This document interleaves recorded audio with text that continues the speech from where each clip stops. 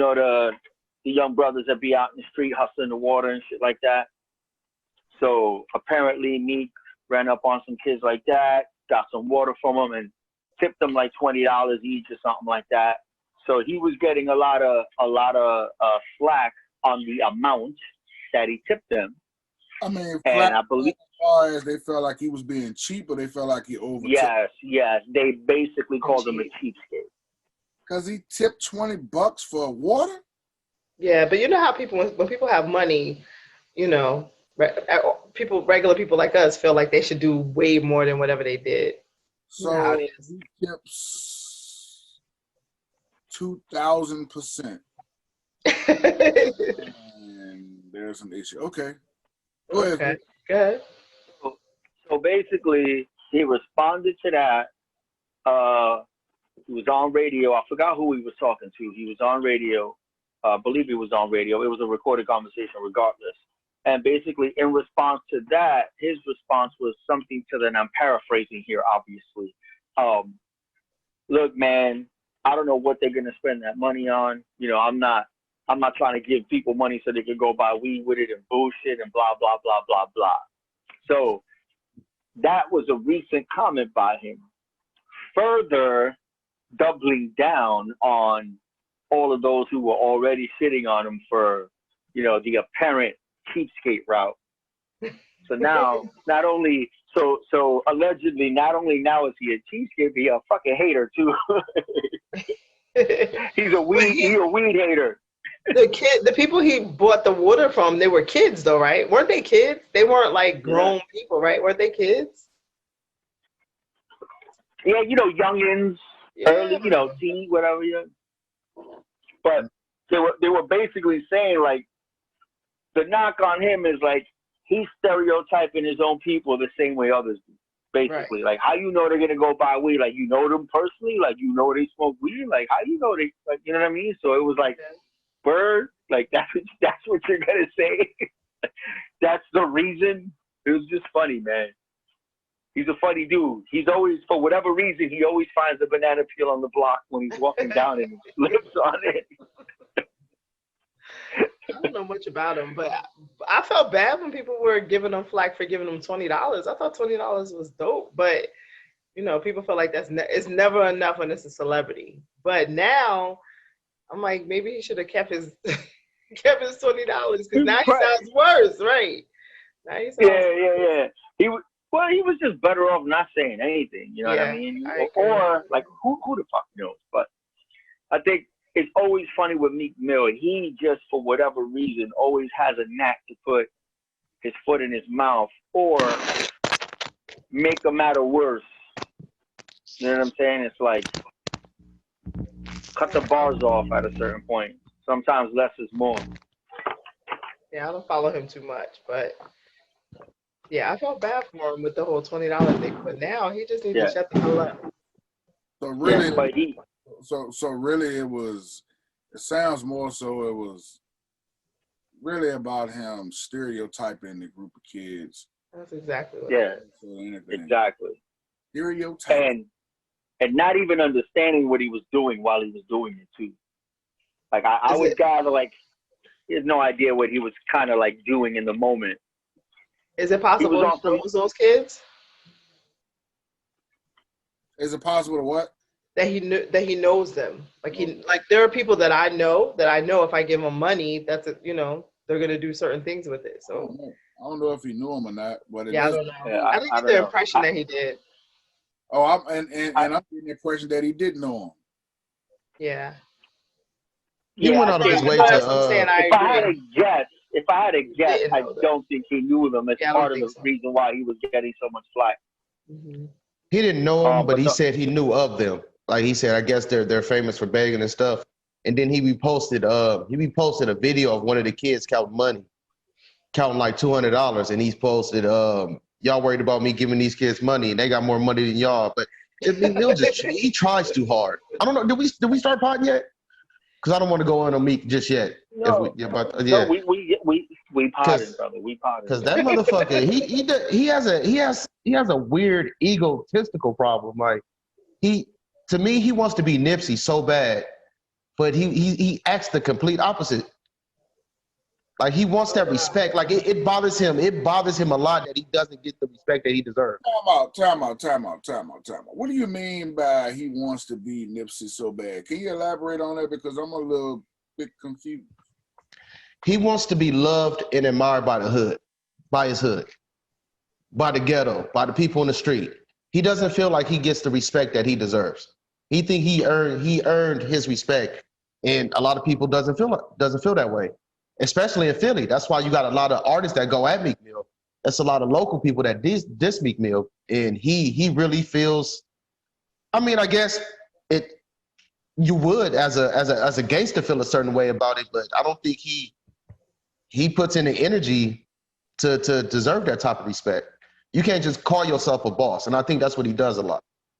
He thinks that if he gives away... I'm a little surprised, though, because I thought, remember he was going through all his legal issues and with that case and the judge. I thought everybody loved him. I thought he was, he's a superstar. He's a superstar. He has a huge fan base, but the streets in Philly don't really look at Meek Mill the way he think he should be looked at. People know they acknowledge him as a superstar and everything, but Meek wants to be looked at as something bigger than that. Yeah, I think with the whole Meek thing, I think Meek, there's just so many haters, man. To be 100% beloved, it's just not a doable thing. You know when you get that? When you fucking die and die. Exactly. That's when you get that. Exactly. So he's too busy breathing to be beloved in that community, number one. And number two, first of all, Philly's fucking ruthless. Yeah. Philly's different. That they ruthless, man. They are ruthless. They're very similar to New York, where like even Jay-Z, you would think that's unanimous. No, Jay-Z got a million haters in fucking New York. You know what I'm saying? So it's like there is no unanimous. And I think Meek kind of needs to get over that shit already. I think he feels like everything he's been through, like he feels like he should walk in Philly and they should all celebrate him. But man, that shit ain't like that. Especially in the game you in, hip hop, it's messy. Too many haters, bro. Like that's just not the way it works. It's just not the way it works. And he pays attention to too much also. Like when you're at the level that he's on, like I don't think he understands. Right. He's crossed over. He's fortunate enough to cross over into that lane where like what you do is news. The reason what you do is news is because you've made it to a certain level in the genre. Yeah. Most people who are savvy over time understand that, okay, this is where I'm at. I went up another level. I have to move differently. I should start looking at how I do things. No, he's trying to walk like it was 10 years ago. Yeah. And he don't realize that, you know, like, hey man, you actually did cross over, bro. He's worried about adoration from the wrong motherfuckers is what it is. Exactly. In my opinion. Yeah. He wants those dirty street dudes to look up to him about man, you worried about the wrong shit. And he's a tier 2 artist to me. I'm not gonna put him on tier 1. He's a tier 2 artist, which is pretty high. Well, so how and he's still if you're a tier 2 artist. Because I think he's still below the top, but he's still up there. I mean, that's not saying a bad thing. I'm going to tell you why. I'm going to tell you why. Because because of the whole reform thing with him, that whole thing that happened when he was locked up, the judge aggressively sent him in jail for some shit he shouldn't have gone for. So he's what you call infamous, right? So you can be infamous, and that don't necessarily mean it's based on talent. It's based on certain things that have happened to you. So he has that along with who he is as a rapper. So he's infamous for a lot of other shit that's going on that, you know, he got through rapping. So I think there's a lot of that going on with him too. I like his music. He's not on any of my top 5 anything, top 10 anything. He's not. I think he's a good rapper. He does his thing. But I don't look at him as a tier whatever artist. But you don't have to be that in this social media era. No, I'm just saying as a tier 2 artist, I think he's too high of an artist to even pay attention to the shit that he pays attention to the shit he has no idea. No Yes. business. Yes. Like I heard him arguing with a local dude today on the whatever the new social shit that is called Clubhouse, or they call it Chatty House, because people just on there arguing. And for something like an artist like him, you can always find clips and audio of him arguing with somebody for the dumbest shit. And you're just too big. Yes. So hopefully when we make it that day, I don't go back and I'm looking at little shit people saying, because they're going to be attacked. Very pause. Because they're going to be fucking with us saying shit to get our attention. I hope we're smart enough just to ignore the bullshit. But speaking of that, we got a podcast to get into. The first one of 2021. Yes. That punk ass year 2020 is behind us. I didn't even think about it like that. Yes. That shit is crazy. So what's up with y'all? Y'all with the Arrogant Underdog podcast. You got Dion the MVP, Hollywood fucking Vic. You got Eric, a.k.a. Chief Rocker, a.k.a. Booty, a.k.a. Triple OG. And you got myself, Chris G. And once again, we are the Arrogant Underdog podcast. What's up with y'all? How my people doing? Happy New Year. Man, I'm hungover as fuck. Happy New Year, man. Happy New Year. I ain't seen y'all since last year, so shit. That shit crazy. It's been a long time. This is true. Very true. Man. Man. Ready for the new year? All the folks listening at home, if you hear some popping noise in the background, Chris lives beside some gangbangers. I stay in the hood. They're getting real out there in LA. They're getting real active out there in LA. Fireworks and gunshots. They switch up back and forth. That's what's up. Listen, we told y'all we're gonna give it to you raw. Like, what more that's raw do you want? We might get kicked off the internet this year. You know what I'm saying? You think so? Nah, we won't. You know, I stay in Facebook jail, so you never know with me.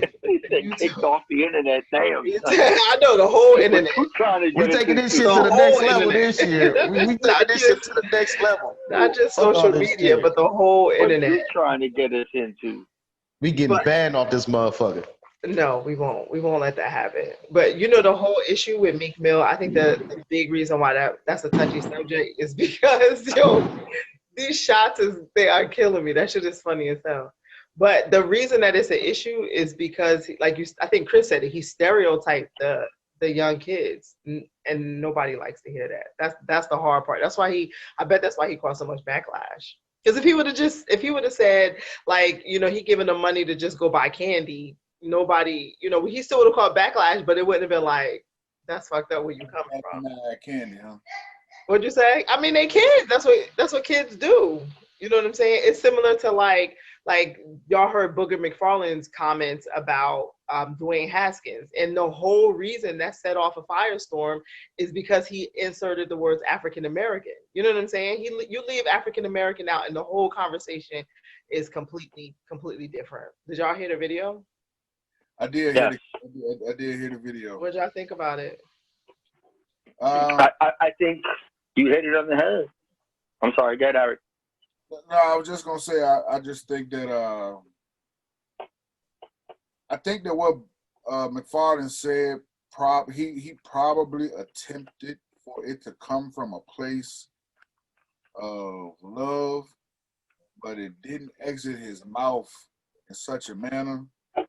I wish he would have had that conversation with Haskins, you know, off camera, but he decided to have that conversation with the world to include Haskins at the same time and voice his opinions on a wide-ranging group of individuals, which he shouldn't have. He's not going to apologize for it because guess what? That's how he really feels. And I'm one who is never against someone voicing their opinion.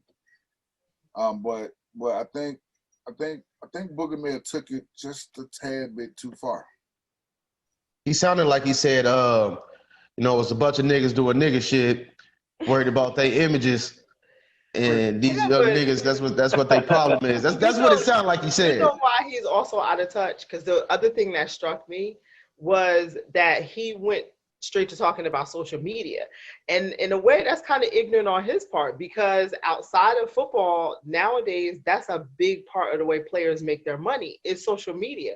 So really what Booger was saying is that Dwayne Haskins has to learn to juggle both. Like attacking him for being present on social media nowadays that's not an attack. That's actually a good that thing. was scum. Yeah. Right, like that's almost, it's kind of dumb, and it shows how naive he is, and he showed his age, because the young kids have that down pat. I don't follow Dwayne Haskins, but I wouldn't be surprised if he's on there a lot and has a pretty good following, and is doing something with it. Yeah, you can't get mad at a young brother for working on his brand. That was just a dumb thing to talk about. Why would you even mention that? Because Their players. a lot of people our age think that if you're not 100% focused on your craft, then you're creating, you're setting yourself up to fail. So to put attention towards social media would give people in my age group the impression that you're not 100% focused. I think that's a dangerous thought process, though, and that's showing our And out of touch, like you said, because I right. think that's It's very showing out of touch. Because skill is only a part of the game now. You see all these players, you got to have that side hustle. Look at Shaq. Look at all the other shit outside of sports he got going on. You know, so those side hustles are important. Your brand is important. It's huge. Yeah, I think the whole side hustle, the whole brand, it's always a double-edged sword. Like I don't really have a problem with Booger and what he said about Haskins, because the truth is, Haskins is a public figure. He's an athlete. He's playing a professional sport. He's in entertainment. You got to eat those. His problem was lumping him in with every other black athlete. Like that's where he crossed the line. I don't have a problem with tough love and him saying what he does, because Haskins' actual work ethic has been in question. It's been in question by the team. It plagues him. It's real. Like that's a real story. He's got terrible body language and all of that. So the kid probably do need to go and click refresh. And the whole social media game is, yeah, all of that shit is cool. You got to build your brand, but it only works when you're good at your position. If you suck, that shit's gonna work against you, and that's just the lay of the law. That's true. Just the way it is. It's gonna be used against you. You know, it's like telling your job you got a side hustle. Do you really want to tell them that? Because if you start slacking in any way, why do you think? What do you think they're gonna say? Oh, you got that side hustle, right? So it's a gift and a curse, all that stuff. You got to be really good, and that's it. Same thing. Baker Mayfield got a bunch of criticism too when he started shit in the bed. Well, Haskins definitely deserved it. I ain't taking up for Haskins at all. He deserved every word he said to him. He did. But Booger made the mistake. I think Dion made a really good point where Booger is actually kind of naive to certain things. Because the truth of the matter is, Haskins doesn't have these issues because of his brand and social media. He's just not that into football. He doesn't seem like he loves it. He doesn't wake up, roll out of bed, passionate about it like some other people are, and dedicate all the time and all his extra time to it. And maybe that's something that he could fix. But it ain't about him building his brand. You know what I'm saying? He ain't running around doing a million commercials. You know, he was posting a bunch of his workouts on IG. He's very active on IG. But you could do what he's doing and still be good at football. So why would we think that why would so many people think that he's not dedicated to his craft if most of his videos are workout videos? Because they think he's doing it for the gram. Yep. People believe he's fronting. People but that's what I'm saying. Like if you're going to an NFL facility, or on your own time you're working out, then you're doing it. You just happen to hit record. Why would we assume for him that he's just doing it for internet versus another player James Harrison posts his workouts all the time. Why would just because James Harrison is good? Is that what we're doing? Because exactly what it is. He's not good. Because because there's been reports, there's been a history of him underachieving in team activities, not being on point, not being all in his playbook, not knowing what he's supposed to know, being late to meetings. That's true also. Actions. So his actions on the field don't add up to the actions that he's putting on Instagram, and that's what they're trying to say about him. Like, so you got a record. Doing all this for the gram, but in real life, like you ain't really doing all that.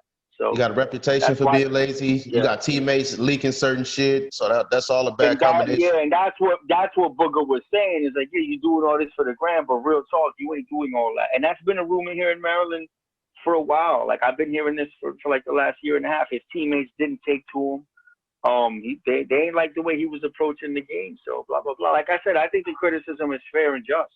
It's just what he did after that by taking that and painting a broad brush on all African Americans, that's where he drew it. Well, just like he did. I thought everything was spot on.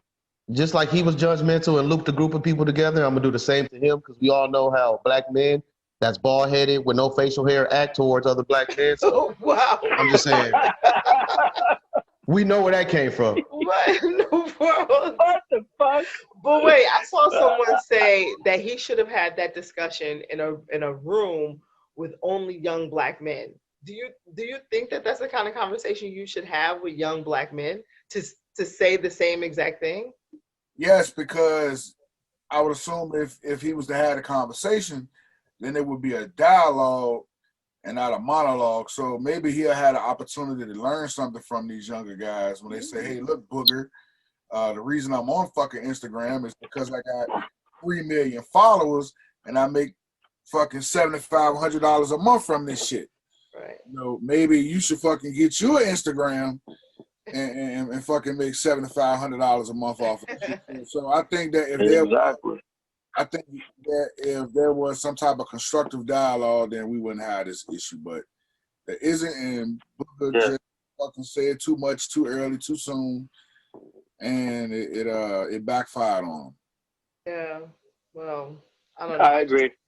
I think that conversation is dangerous, period. Behind closed doors. Catch up with the times, Booger. Dangerous, right? Catch up with the times. I think it's dangerous. Yeah, right. Look, you say it's dangerous, and I like to lump it into the same category with black violence in the community and things like that. It is a dangerous conversation, but I think that at some point it does need to be had. We're going to have that conversation one day, too. We're going to go live about that motherfucker. We're going to have that conversation one day. One day soon. I think, especially for entertainers and athletes. You made a really good point, Eric. Entertainers and athletes. Oh, entertainers, gotcha. You made a good point, because if you're gonna go there, like what Booger did, right? Like, that's an in-house conversation. If you're gonna do that, you know what I'm saying? Like, if you're gonna do that, that's an in-house conversation. That's if you're talking to that group of people and it's just you and them, and you unloading that, like that's how you feel. Some OG shit. So the funny thing is, remember who was it 2 years ago that did the same thing? That they went viral on what they were saying. Wasn't it Dion at the symposium? Oh, I'm sorry. Okay, I remember. I thought you were talking about the former player was at the rookie symposium speaking, and he was dropping jewels, and he was giving some hardcore feedback, and it was well received. It's very similar. That's why, like, when some people say, "Oh, it would have been better off said there," it depends. Like, in my opinion, I don't have a problem with a bit of harsh criticism if it's accurate. And his personal criticism to Buddy was accurate. He just shouldn't have lumped in everybody else when it was just Buddy. Because there's too many examples of the Lamar Jacksons who's doing this thing. Deshaun Watson. Like, if you think about it, think about the black quarterbacks in the NFL. They're doing pretty fucking good. You know what I'm saying? The dudes that are playing and what they're representing, like, they're doing pretty good. And the one dude that didn't do so well to really, see what I'm saying? So, like, so what Booger did, like, he was waiting on a black QB to fuck up. Yeah, Chris, that's exactly the way I feel, and I think that's why I felt so strongly about it, because it was like, well, damn, were you sitting back waiting for one of them to fuck up just so you could be like, see, I told you, and it was like, no, he was definitely acting like Uncle Ruckus. Yeah, no, that's facts. Like, that's facts. One of them fucked up, because I happen to think he's young. I don't necessarily know that he'll work out, but if somebody picked him up and pulled him aside and said, "Yo, you got a good opportunity," I still think he has a chance at least. That's the fucked up thing about professional sports, especially football. Man, it's almost like once your name gets shitted on, especially being a black athlete, once your name gets shitted on, it's pretty much over for you. Yeah. Well, because there's so many people that can take your spot. Like, you're not the only person that's working hard, and it's not. I get that sometimes people say, "Oh, well, it's black quarterbacks." I hate that narrative, but I also get that on the flip side, you got a whole slew of seniors who want that spot. You got at least 32 backups that want that spot. You know what I mean? So I get both sides. It's And even before Booger did that, he was already in question. He already had a bunch of heat. True. Haskins was already on his way to being cut. You know, the shit with the COVID, the strip club. Like, don't forget, like, there's a bunch of shit going on. So he was already in hot water. And not to mention, you got to remember, the current regime did not draft him. So people forget that about football. Very important. It don't matter if you black, white, green, or purple. If the new regime coming in, new coaches, didn't fucking draft you, you better be on your motherfucking P's and Q's. And he was, and exactly This sound like our as a football human pod. being, as a player, and he wasn't. He wasn't on point with his shit. So he was in Rod Rivera's doghouse off rip. Yeah, off that's the rip, he was in the dog dilly. You know, and as then, a quarterback, you're out of there. That's not what you want. He made it too easy for them, to be perfectly honest. He made it easy. He made it easy for them. And correct me if I'm wrong, but he didn't even start the season, right? Didn't Allen start the season? No, he started the season. Oh, remember, he started. Okay. He started the season. He started the season. He got benched for Kyle Allen. Think about this. The fucked up part that people don't even understand is that Washington actually gave him every opportunity. They didn't even fucking want to start him. They had to start him just recently because they lost. Kyle Allen broke his leg. Alex Smith was hurt. They were down to the third option, bro. So they had no choice. So when he did that shit with the COVID, they were fucking pissed because they wanted to bench him and they couldn't. Going into that game, they weren't prepared to put Henneke into the game because he didn't practice. He didn't practice for shit with the ones, with the twos even. Well, so they were in a bad spot. Hopefully he'll get a chance. He'll be all right. Yeah. I mean, listen, if he's smart, if he got enough, if he's that big on Instagram, he'll be able to parlay that into into something to really give Booger McFarland, something to talk about. But listen, I want to flip to another subject really quick. Did you guys see that Master P and Baron Davis are in talks to they're looking at a way to buy Reebok? Yes. I want to know how much money Master P got. But this is why I love reading stuff like this and learning about stuff like this, because you got to think about it. If Reebok Adidas is only looking for about $4 billion for Reebok, right? 2.8. They said. said. That's it? 2.8. That's what they said. Even better. So you can get that in the private equity space. You don't even need to have. You just need a couple $1 million. I mean, not just a couple, but a nice chunk of 20, 30 million, and then you go out to private equity firms and you make it happen. Yeah. If Adidas is willing to listen. They could start a small investment group. Or you start your own. Absolutely. That would be dope. I don't like Reeboks though, but I'll go buy a pair.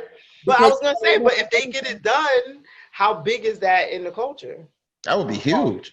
Huge. It's big. It's a major brand. It's big. And listen, Reebok is, all he got to do is go steal a designer from here and there. Go snatch some dude that's at Adidas. That's that war with the sneaker companies. That's what they do. They steal each other's creative people. All they got to do is snatch one of those dudes, bring them over, and just start doing some cool stuff. And why not? I would buy their products. Yeah, I'm pretty sure. And players will gravitate towards that brand. Yeah, players will gravitate. As long as Master P stays out of creative control, we don't want your shoes, P. We want your business, but not your shoes. Make them say, Those other ones were ugly. They were very ugly. Man. I don't want to see no fucking bout it 300. I want to see that shit, P. What do y'all think? They make them motherfucking shit. Top buy though. Like, what do you think it would take for it to blow up? Do you need players, athletes, entertainment, athletes? What do you need? But I think if it's black ownership, you players will gravitate to you. That should be the easiest thing is getting the players. You come out with a basketball line. You come out. What I would do if I was them, I would do two things. I would come out with two different lines. I'd come out with a basketball line, and I would come out with a fucking casual line at the same time. And the basketball line, as long as you sign some marquee dudes, but you get really good design and come out with a good shoe, it's a wrap. You're off and fucking running. You're off and running. That's all they got to do. You're off and running. And apparel, dude. Apparel. They have apparel. Like Reebok has apparel. Yeah, they do. Yeah. So really, they could do a lot. Also, you go to listen. You want to make a splash? You go talk to. I'm gonna hit you with the knuckleball, the curveball. If I'm them motherfuckers, I go to Kanye, and I say, "Yo, Kanye, what you want to switch over? What do you want?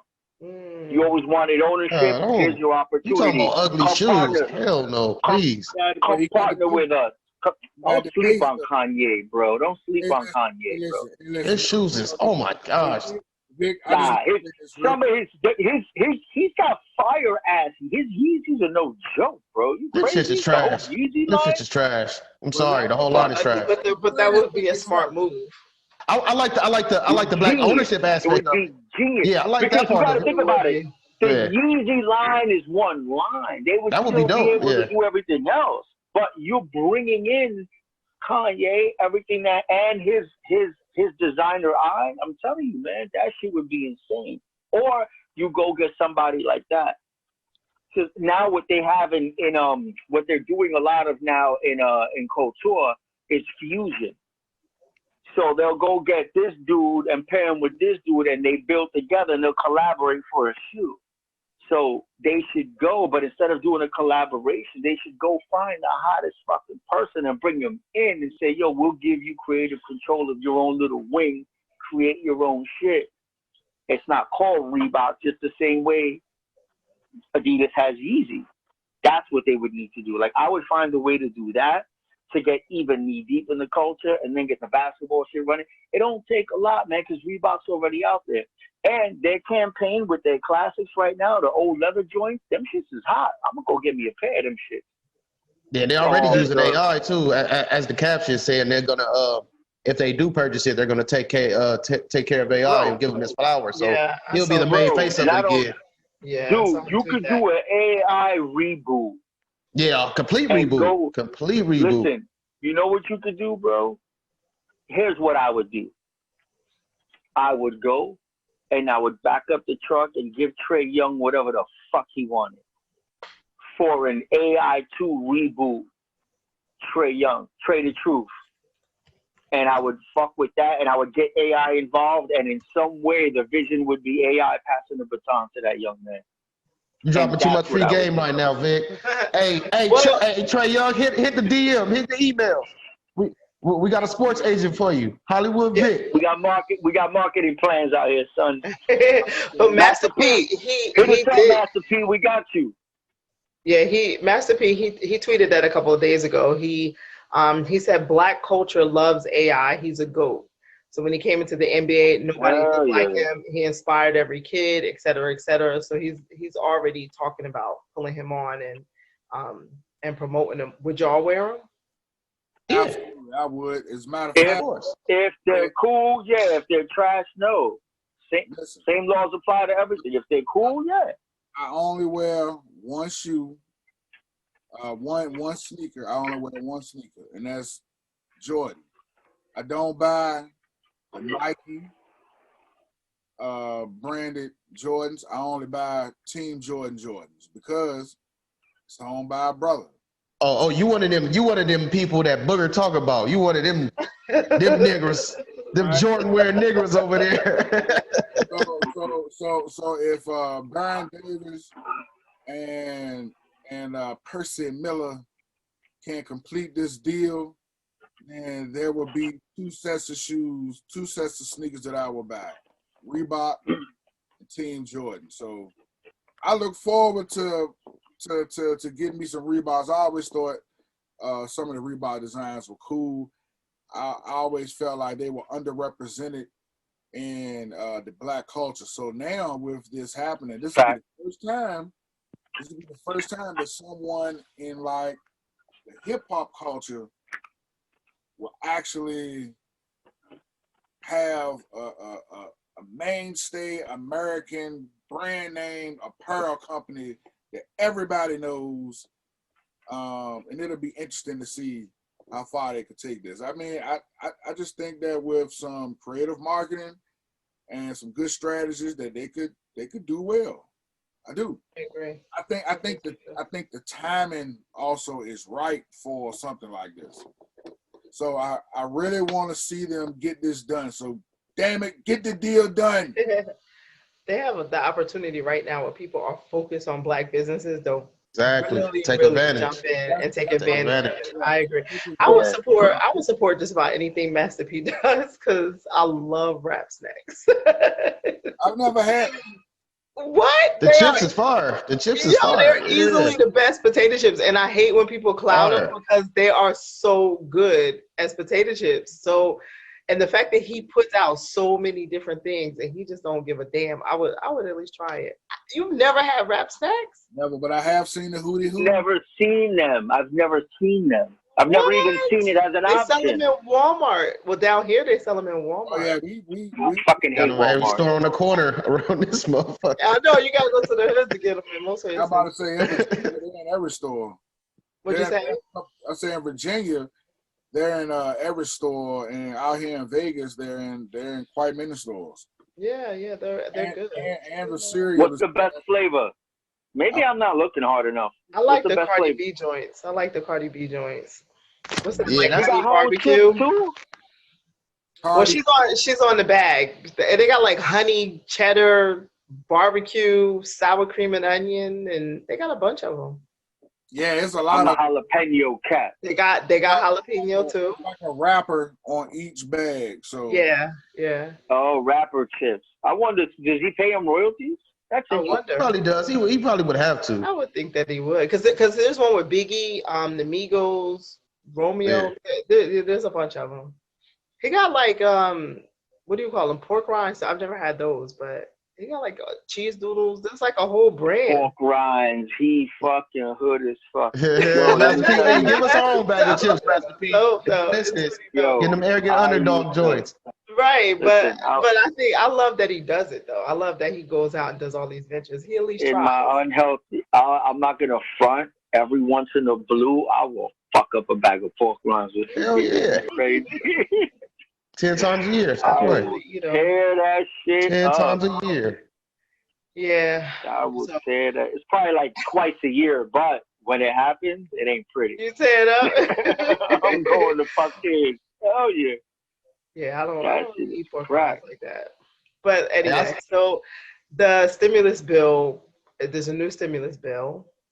Lots of people have already gotten their stimulus checks. It's only $600 though. Run me that bullshit 600 ASAP.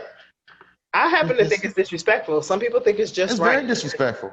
Some people think it's a good amount, considering not everyone has been affected by COVID. And so many people who have not been affected are getting the check, so they think it's a good amount. well, if the 600 is offensive, why was so many people saying so many negative things when old Donald was trying to get them to up their amount? Because let me answer that. Because it Vic was ready for done the smoke. disingenuously. Donald knew it was never getting passed, so he was just bullshitting, being a jerk off. He knew it wasn't getting passed. Rebuttal. But from the American citizen standpoint, even though we still wind up with the 600, had he not have said anything, the 600 would have passed a while ago. So even if it was disingenuous, something still needed to happen for them to at least take it back to the board and re-examine whether or not the 600 was fair, because the 2,000 is still on the table from what I understand. So aren't we glad that somebody said something, even though we know it's probably a bunch of bullshit behind it? Had he not have said anything, would the 2,000 even still be on the table? I think it's disingenuous, but I see both sides of it. I don't give a fuck if it's disingenuous. Just run that money. I could Well, we'll let you know if a motherfucker get his hands on 2 G's, homie.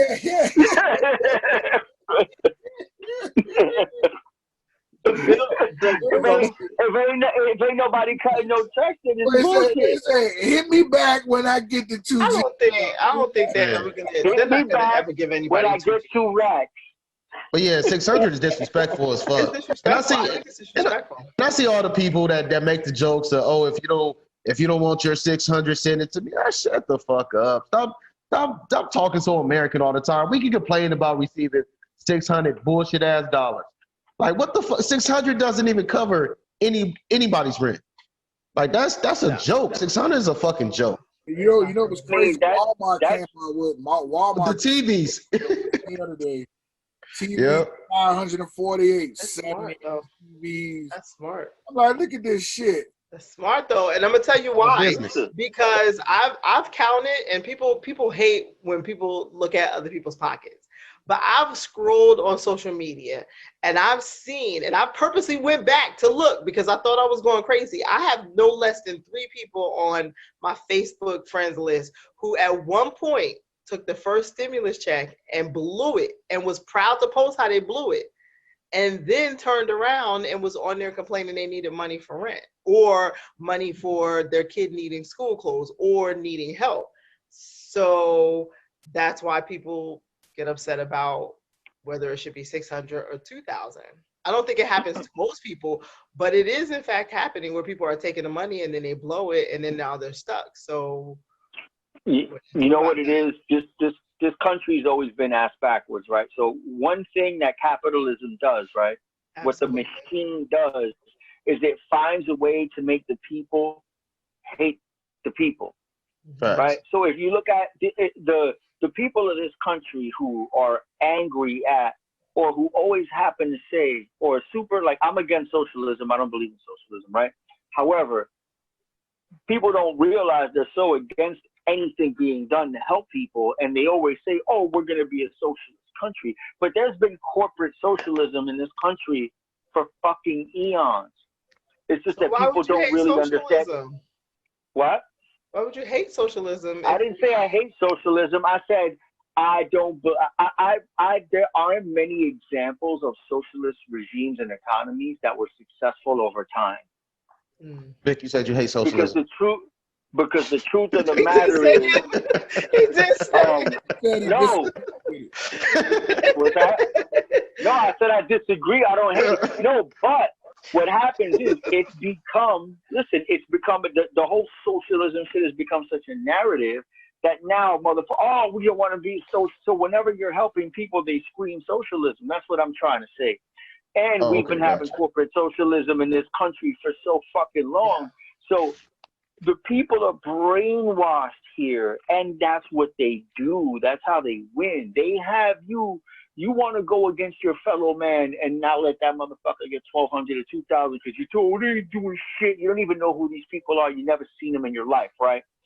While we've been getting dragged through the mud by big pharma, by big corporations, by all these other companies that for years have been taking bailouts, and then they go and buy their own stock while it's in the red and triple the fuck up. Regimes have been built on the backs of fucking people. Just like they did with COVID. In my opinion, to go against your fellow man that heavy, it's just backward. Like, we're wired fucked up here. Yeah. I agree. We're wired fucked up here. And that's and I'm very conservative. I'm fiscally conservative. I'm conservative for a lot of shit. I'm not Democrat. I'm not all Republican. I vote my fucking personal interests. I'm independent. Some shit I lean right. Some shit I lean left. When it comes to social shit, civil rights, I lean left. Economics, I typically lean right. But the whole point about it is this money, the money that is taken in this country is actually funny money. They're fucking bullshitting people talking about the debt and all this and all that. That shit is managed and printed at the highest fucking levels. They decide who does what. They want to put that debt in our face because that's what they use to tax you and short you so that pigs can keep fucking but feeding people, and stuff in their face. it may be funny money to the government. I agree because they're basically moving the money around. But there are legitimately people who can't pay their rent, who can't have to decide whether they're going to pay their electricity or buy food.